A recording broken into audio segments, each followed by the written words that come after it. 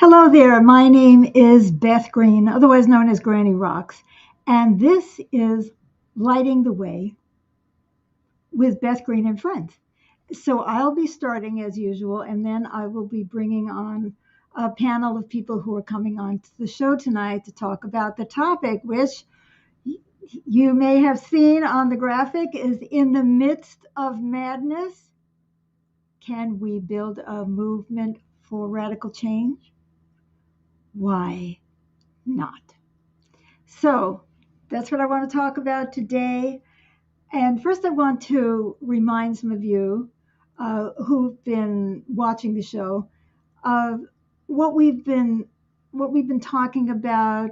I've been talking about issues, why people are stressed, what's with the economic system, what's with the ego, what's with the social system. And I've been kind of trying to bring people to some kind of an awareness of the overall picture of what the problem is, that it's not just this or just that or just the other thing.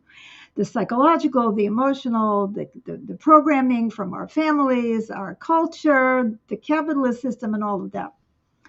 And that's been just great. And today, I would like to take it a step further because it's not enough to say, well, we need a revolution on an inner social, political, and economic level. We have to say, well, how are we going to do this? I don't know how you're feeling these days, but you may be feeling similarly to the way I am, which is we are living in an era of madness. We have huge problems, and we have a president elect who now wants to annex Greenland, Canada, invade Panama, and so on. And meanwhile, Los Angeles County is burning because of wildfires, which are caused by climate change. Do you hear the conversation about climate change going on? I don't. I mean, obviously, there are many of us who are talking about it, but on the top, billionaires are getting richer and they don't seem to care. But the irony, and the reason that I'm bringing up this fire at this moment is that Pacific Palisades and that area is very wealthy, and they're still burning down. I've been talking about how we don't recognize our oneness, and that the problem is that we're isolated egos and we're fighting for ourselves. And this is what happens. So let's say you are the CEO of some giant corporation and you're making all this money and you don't care what happens to the environment until it's your home that's burning down. Because that's what's happening. Because we really are one society, one world, where we all together are paying the price of our pollution, of the chemicals in the water that are damaging our brains, that are causing early dementia, the wildfires, the floods, all of that, the emotional illness that we see everywhere, the antidepressants we see everywhere, we're all impacted. We see our children who are alienated or strange or really struggling. Elizabeth says hello. And so that's what we are looking for and at. Um, Years ago, I got this message from higher consciousness that said you cannot clean the air over one house in Los Angeles. Well, now we can add to that. You can't stop the wildfire in front of one house in Los Angeles. We've got to start to realize that we are all one, that anything that happens to you happens to me, and that we can't escape what is happening to other people. Now, this is all an introduction to what we can do. And this is what I really want to focus on. Because it's easy for everybody to say, it's what can you do? You can't fight City Hall. The billionaires are running the world. Blah, blah, blah. Well, there is something that we can do. In fact, there's something we have to do, but we need to have something to fight for, not just something to fight against. It's very easy to make fun of people who are doing what seem to be irrational or ridiculous things or mean things. We can rail against them, we can rage against them. But what we are not doing is coming together around a shared vision of what we want. And so people split up. I mean, you can see it. We saw it in the last election. People who were giving in to misogyny or hatred of immigrants or blaming black people or whatever. And we all splintered while the people who were making exorbitant profits were laughing their way to the bank. We never questioned them. We turned on each other. Why? Because we're trained to think that way, and that our fear is used to turn us against one another. We need something to come together around. And that's what I'm going to talk about tonight. And I'm sort of semi-jokingly calling it the Why Not movement. So it starts with something simple. How I define the purpose of the economy is like this. The purpose of the economy is to meet the needs of people and the earth. Now think about that. Is there any other purpose for the economy? Is the purpose of the economy to make people more and more and more gazillion billionaires and to keep the rest of us scrambling all the time, not being able to pay our bills, our healthcare bills, not being able to pay back? Thank God it seems like Biden has said you can't at least have medical debt on your credit report. People are scrounging and struggling while more and more power and money is accumulating in the hands of the people on top, who now obviously own the government because they're the ones who are being put into power. Now, in one of the earlier shows, I really talked about how capitalism works and how that profit happens. And what is the problem with that is that we keep making money for the people who then use that money in order to control us. They own everything. They own the media. They own the airwaves, and they own us, our labor. They tell us what they want us to do. Amy said, "Hi, Beth. Thank you for this important topic." Thank you, Amy. I want to say it again. The purpose of the economy is to meet the needs of people and the earth. How can you argue with that? In fact, the purpose of society is to meet the needs of people and the earth. And it's not working, is it? So people say, well, you can't expect that we're going to have a revolution here. It's just, you can't. You say that, and I say, why not? Why not? This isn't working. If something isn't working, try something else.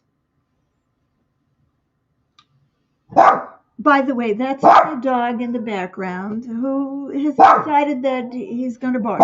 Okay, I'll open the door. Hold on, he's expressing a need, and I'm going to pay attention to him.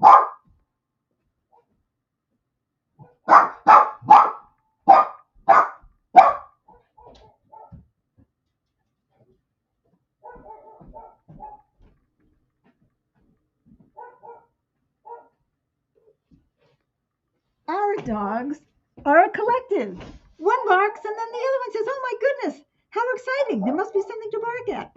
See, we're all connected, aren't we? Okay, now can you think of any other real purpose for the economy? I mean, isn't that why we work, is to grow food, have clothing, transportation, entertainment, whatever it is we need in order to reproduce ourselves, in order to be well. And yet that is not the way that we are trained to think. We are trained to think that, oh, my purpose is to get married and to have children. And I'm not thinking, oh, I'm having children so the boss can have new workers tomorrow. And I'm not thinking that I'm going to work to make so-and-so a lot of money. I think about it as, oh, these are the things that I'm doing because I have to, because I need the money. See, but actually, if you go and you look at the bottom, what is the purpose of it? The purpose of it is to meet our collective needs and our individual needs. So if you are willing to consider that, and if you're willing to look at the whole capitalist system as something that has happened but doesn't have to be there forever, where the purpose of my labor is to make money for the boss, right? Then we can start with the real questions. What do we need? And I am suggesting that we can build a movement based on the question of what do we need for ourselves individually, for ourselves collectively, and how do we get there? Now, for example, if you have a corporation that's owned by a bunch of shareholders that aren't even there, that aren't working for that company, then who do you think the CEO is going to be answering to? He's going to be answering to the shareholders because they're the ones who, who have the power. But who's working there? James was talking, James will be coming on in a minute. He was talking earlier about how so many countries in the European Union, he thinks it's all of them, I don't know, have a law that 50% of your board has to be made up of the workers. What? 50% of the board? You see, this is like, well, how could you do that? Well, they said, why not? And they included them. And why? Because the workers have a huge stake in the way that company is run. They know what they need. And I say, in addition to the workers, and I mean, that's from the janitor to the vice president, or all working for that corporation, then you also have to worry about the neighbors and the plants and the environment and your customers. It's not possible to sell your products if you don't have customers who can afford them. We have to actually look at the whole system and how it works to make sure that people have enough of what they need in order to function at optimal level. And they don't. If I go to the doctor, I don't know whether or not my doctor is having insomnia, is stressed out because of changes in healthcare, has had enough sleep, has enough support, has time to do research. I don't know that. I don't even ask that. I just go in and say, fix me. See, we don't think about our own needs and we don't think about each other's needs. So supposing we built a movement based on the idea that we need to ask the question, what do we need? And create a society that provides that. Well, you say, well, that's impossible. And I say, why not? Why not? So before we bring our panel in of my friends to talk about this topic, I'd like to bring up some examples of how we can start right now. I want you to sit down quietly in yourself and say, what do I need? What do I need? Need. And it's difficult for us to even determine what we need because we're so brainwashed about what we think we need. Or we're so messed up and we're so upset and we're so stressed that we think, oh, I have to have this, I have to have that. And then we discover we don't need. So we could even just start with ourselves and say, well, what do I need? And then we could sit down in our family and I could say to my spouse, to my children, to my mother-in-law, what do you need? What do you need? And then I have to realize that it's not just me. What about my gardener? If I have one, what does my gardener need? What does the guy next door need? Oh, I'm so angry because the people next door throw these drunken parties and I hate it. And they're well, what do they need? Why are they doing that? I'm looking at the drivers, the people who are driving next to me on the freeway who are obviously impaired. The kind, you're looking at them. And, our first reaction is, what is wrong with those people? But we don't say, what do they need? Why are they drinking? Why are they taking drugs? Why am I drinking and taking drugs? See, it goes out from there. If you have a small business, wouldn't it be cool? And this is just the beginning of creating this movement to sit down with everybody in your business and say, can we talk about what we need? Can we talk about what our customers need? What our distributors need? Can we talk about all of that? Just asking the question changes everything. And from there, we will begin to bring together the intelligence, the creativity of the co creative brilliance that is still left in humanity and the goodness of our hearts that we still have. What do we need in order to stay kind and loving? What do we need in order to care? So, right now, I'm going to bring on my team here. First of all, Lizzie Treehart, Todd, James Maynard, and Amy. So it is so great to have you all on the show. So I would love to hear from you about your thoughts about what I've been talking about, uh, your honest thoughts, and where do you think we go from here? So, James. Yes, I'd like to follow on from what you were talking about in terms of the European example. Um, it seems to me that the fact that they have a setup throughout the entire European Union, the law, that 50% of the board or more has to be employees, workers, not executives. That only helps to meet the needs of those workers because they get to vote on the salaries of the CEO and everybody else, and that has an equalizing effect where there's a much more distribution, a fairer distribution of the wealth to the people who are the workers. And this also benefits the consumers, benefits the public, us who live there, because they don't have to charge as much. You know, we see the example with Winco, the employee operated and owned grocery chain. Their prices undercut everybody's because it's employee owned. They don't have to make big bucks for the CEOs and the shareholders. They just they just get enough to make their needs met, and this, they pass these savings on to the public. So right there we have examples that we can look to and say, yes, we can have our needs met, we can have the public needs met in these kind of ways. And these things didn't come about by accident. People came together and said, we want this.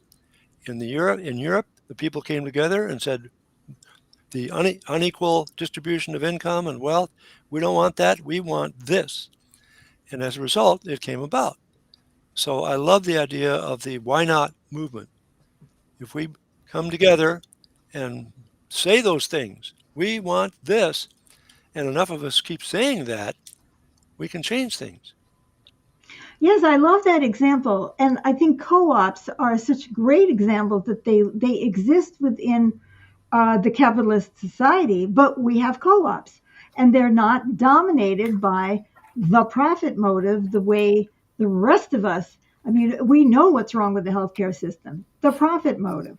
We know what's wrong with the pharmaceutical industry, the profit motive. We know what's wrong with our world, it's the profit motive.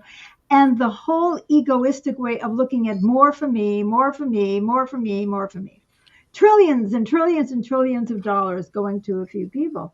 So I really like what you're saying because it really shows you that it is possible. And we need to include the environment.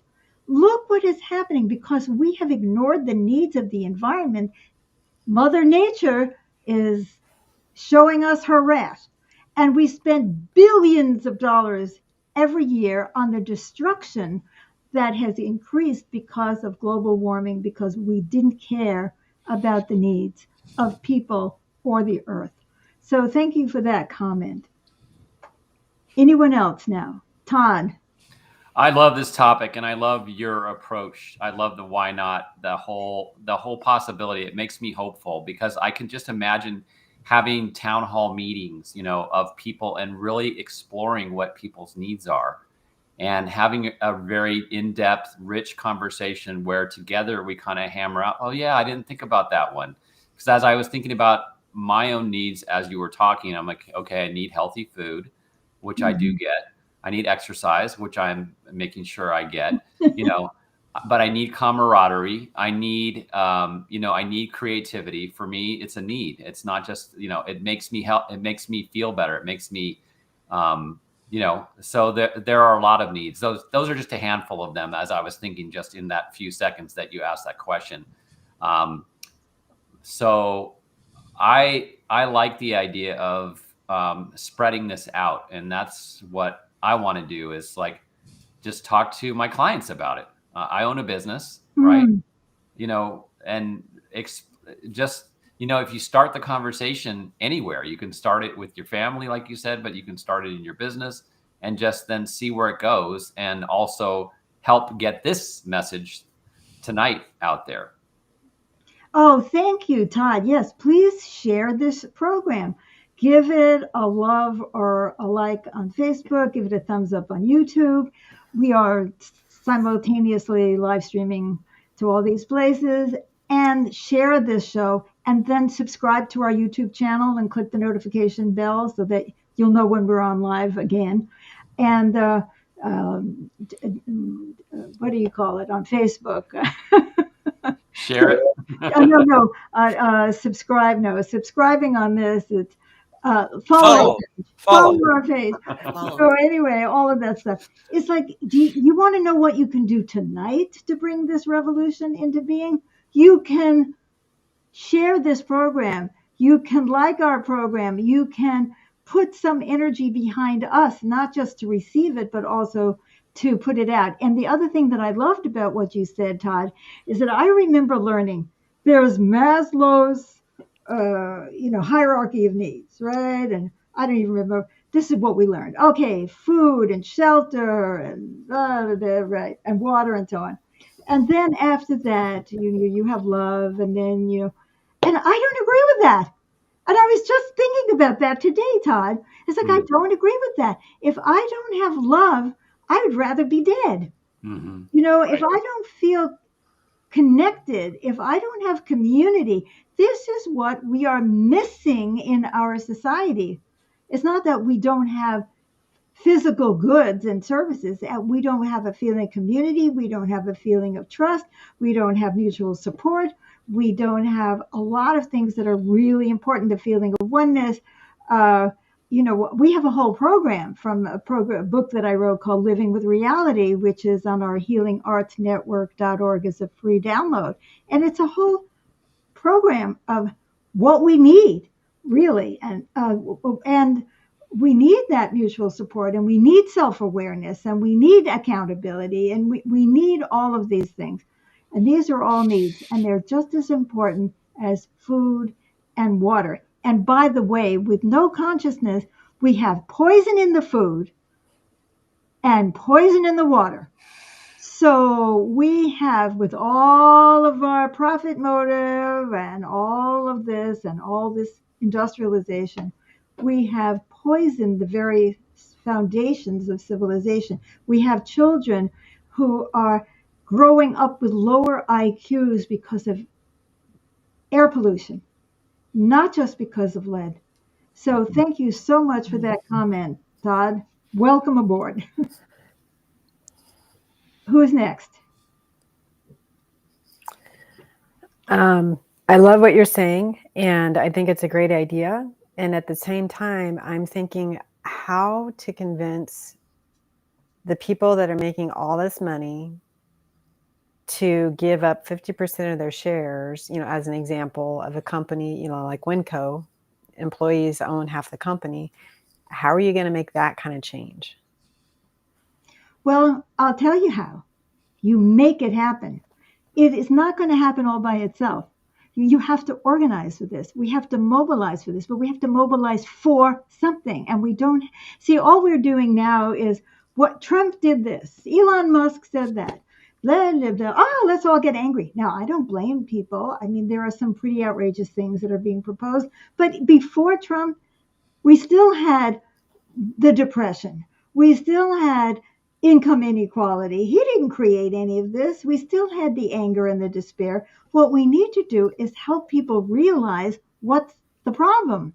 We start out by identifying the problem, that it is and that what we need is an economic, social, inner revolution.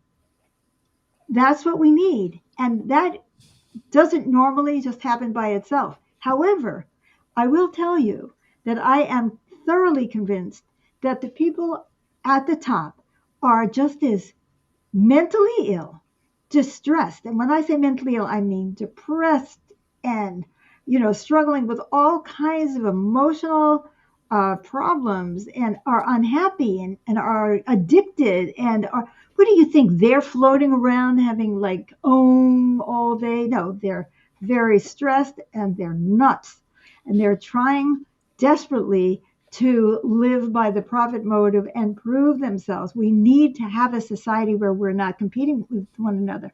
The people at the top are under incredible stress. So are the wives, if they're not also working outside the home. I know this because I've been a counselor for over 40 years. Nobody is exempt. And I just gave the example of the Pacific Palisades burning down. Some of the richest people in Hollywood, right, are living there, or they're not living there because it burned down. And why did it burn down? Because of global warming. And why do we have global warming? Because of the profit motive. Because nobody is caring for the planet. I don't mean, when I say nobody, I mean as a whole. Obviously, there are people who are very concerned, who have been telling us, hello, this isn't working. This is not going to work. It's only going to get worse. Okay. So we've been ignoring the voices of the wise people. And they may also be messed up as well because they grew up in the same society where there's competition and people are not supportive of one another, and there's very, very little trust. So, guys, everybody needs this. So it's not about convincing people to give up what they have. It's convincing people to fight for what we all need.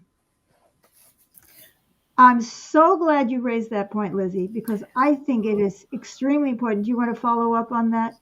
Oh, yeah. And you've been in movements before, but for somebody like me, what is a movement? I mean, organize and mobilize, or what'd you say? Organize and mobilize. It's like, well, how do you do that?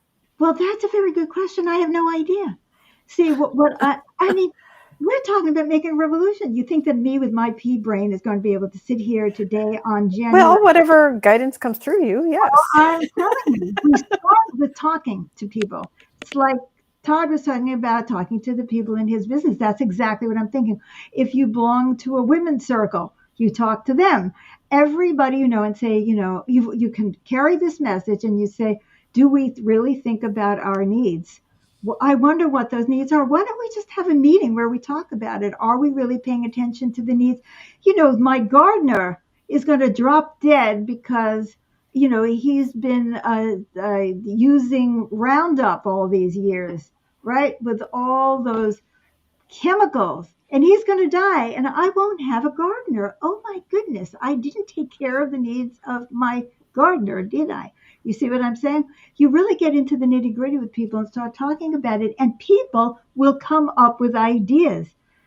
Other people, they're going to say, this is really good. I want to talk to other people about this. You can invite me to speak anywhere. This was very, very short, but I could speak at length on any one of these topics.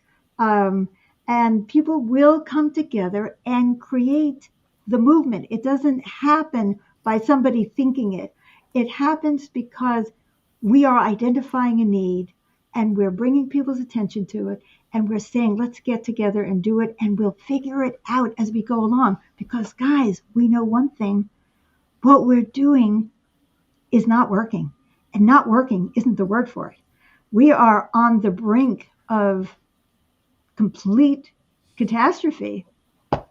So if what we're doing isn't working, to say, yes, let's have faith that we can come up with other ideas if we change our value system, if we change our orientation. See, I'm saying hit it at the bottom. Our orientation is me, and it's on profit. And I say, throw all of that out and let's start talking about our needs. And you'll see that something extraordinary could happen. Why not? Well, it makes me think there's a march happening Saturday here in San Diego. And so it's like, I'm thinking, okay, who can I talk to about these ideas? You know, who's the leader of that and what are they talking about and how can I connect them with you? Right, or you or anybody. I would love that. I would, if I can come in via internet, I will be there. You see, you've already had an idea, right? And people are creative. They're stifled. People are stifled. They think their only form of creativity is trying to figure out which blouse to wear when they go off to be exploited. And now Amy had her hand up as well. Thank you for that comment, Lizzie. I really appreciate it. Amy. I don't think I have anything to add. Oh, okay. I thought I did. It's negative because I had the same question that Lizzie had. I work in a company that I don't, where I know no one else. It's around the whole country, doing in-home health evaluations. I have the faintest idea whom I would speak to about any of this. Well, or maybe start it's not out my with company. people you know. Start out with your friends. Start out with people you know. The company, you belong to a group of, a social group, right? Or a religious group. Say, I Right. want to talk about this. So, you're starting out with what you can't do rather than saying, oh, what can I do? Right. Well, I'm sure that's part of what gets in the way of looking at it anything other than giving up. That's right. Well, I definitely fall into, when I hear what Trump wants to do now, I give up. And Well, I don't give up in unnecessarily all other parts of my life, but it's so ingrained that you can't do anything about this, or you can't fight City Hall, or this is the way it is. What do you expect? On and on and on. And the belief, and I know I fall into it, that people who are wealthy are happy and they don't want to share. But whereas they're like you said, just as upset, unhappy, scared, worried. Although I don't know how to answer people saying I'd rather be rich though if I'm going to feel all these ways than not, because then people are worrying about paying for their health care, and people who are wealthy are not. So yeah, but you can say, wouldn't you rather be happy? yeah, probably. I think you've already said a very important thing. You're saying people are going to say you can't fight City Hall, and what's our answer? Why not? That's true. I said that to something the other day. Somebody asked, well, why is this person doing this right now? And I said, well, why not? And to just sort of be the devil's advocate. But like kids are much faster at this because they haven't yet gotten quite all the rules stuffed down their throats. So it's almost like we have to, maybe that's the first, what do I need is to let go of these beliefs that things are in stone, not even just what do I need, like happiness or connection or all those things. But what I listen to and hear is what I need to start questioning. Exactly, Amy. You see, you've put your finger on it. We have to start with what's underneath. Yeah. Yes. Because I'm thinking, with the social group or this religious group, that's not why they meet. That doesn't mean I can't meet with someone one-on-one outside of the gathering. Right. I would like to talk about this. Or, I'd like to bring somebody in to talk about this. Don't you think this is important for us? You can just. Oh, that's true. That's true. The person who leads the other thing is, you're not selling them on, me. You're saying, why don't we start if the purpose of society is to meet the needs of people and the earth, which it is. I mean, that's why we created society, right? Then why aren't we talking about what we need? I mean, it's like so obvious to me. It is so And no, I don't accept all of these. Oh, you can't. You Well, can't. so the scarcity, that's another conversation. Scarcity. I'll lose my job. All of these kinds of things. Which is why, anyway, that's just adding more Yeah. of things to let go of. At this moment, we have massive anger. We know that Did you say?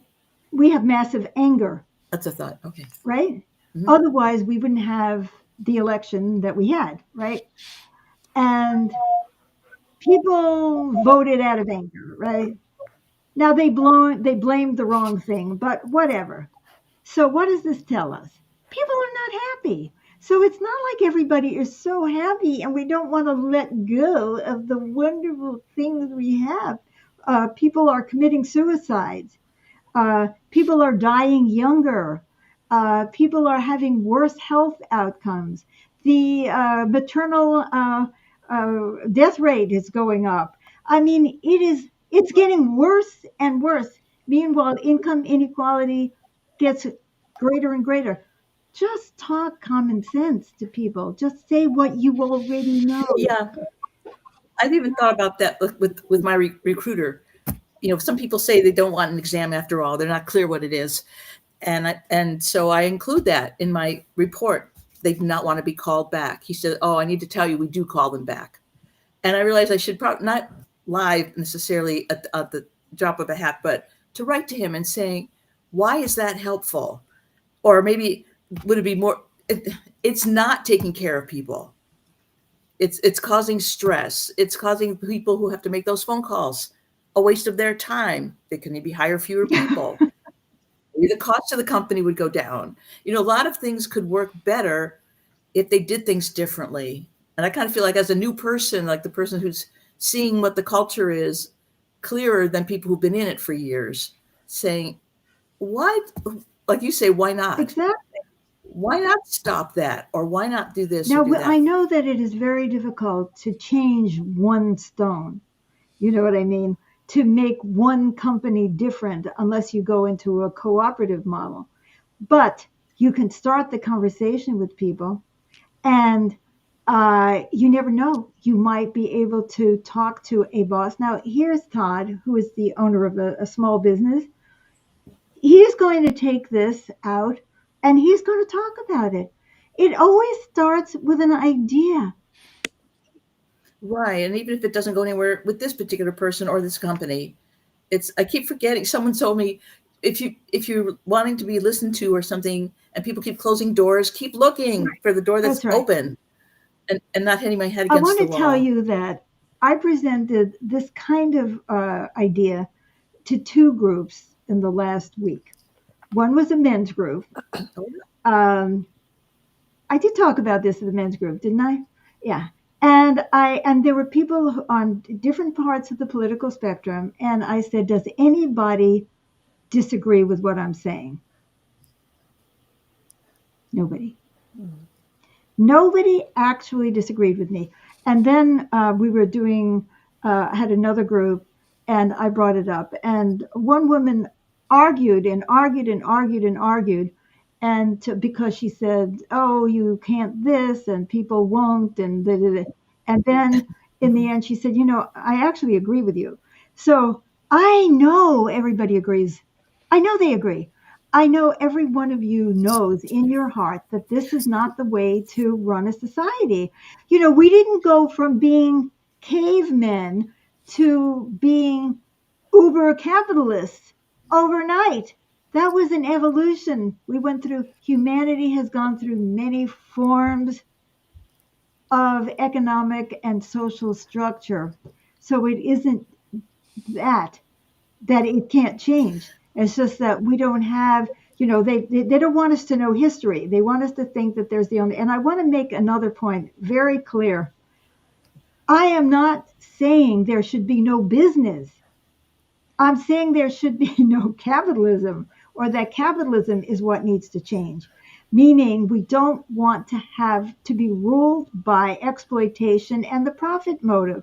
And that has nothing to do with you can't have a business, because business may be exactly what you need in order to meet this need. We have problems. mega problems. We've got to solve them, and we aren't. Yeah.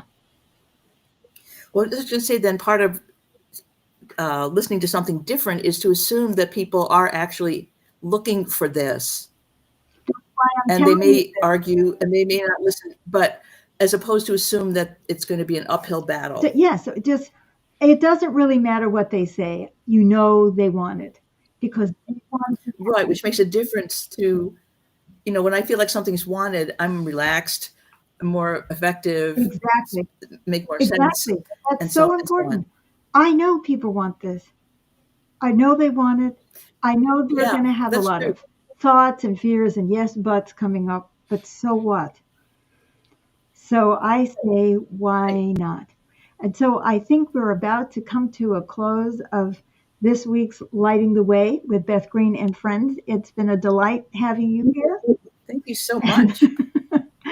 And we are going to continue. If you want to join the revolution, please subscribe to my YouTube channel and follow us on Facebook. See, I remember I'm mad at Facebook right now, so it's kind of hard for me but I don't want to drop out of Facebook because we have followers on our Facebook page. But people are collapsing in the face of wealth, power, and force. But I'm not, because I can see what everyone else can see, that this isn't working, and it's just going to get worse and worse unless we really, really change. And that's what I'm aiming for. I hope you are too. So tell people about this program. Come back yourself. Come listen to music tomorrow night, Thursday at 7 p.m. Pacific time. James and I do magical improvs with the Kindred Spirits Band. And come back next week. Leave us your comments. Support us. Support yourself. Thank you. This is a wonderful antidote to what's been going on lately and my reaction to it. That's what I thought I needed it too. Bye-bye. Bye-bye.